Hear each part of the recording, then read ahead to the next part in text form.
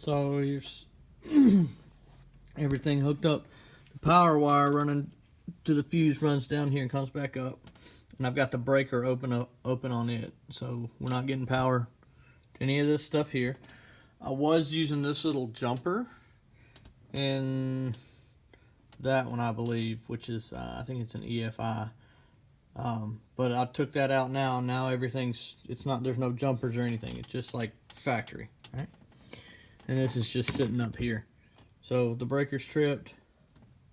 So no power should be going to that, and no power's going to the solenoid because this is unplugged. So then, got both sets of keys. You can see the lock and unlock works. So the key fobs are connected to the car. Alright. So get in, push the button, put your foot on the brake, push the button, spins, doesn't start, push the button, stop it,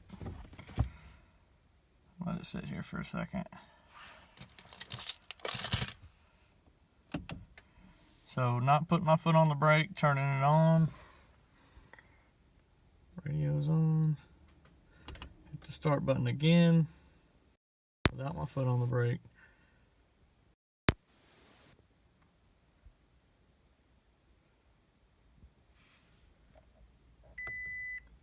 Smart entry and start system check. And then the light starts flashing there. So that's all I'm getting.